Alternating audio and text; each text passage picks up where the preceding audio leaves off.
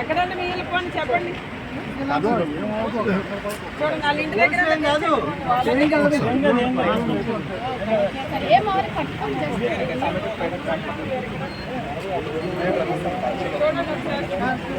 ఈ కార్లో పంపించండి.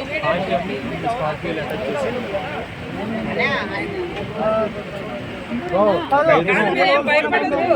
కూర్చోండి 10 నిమిషాలు.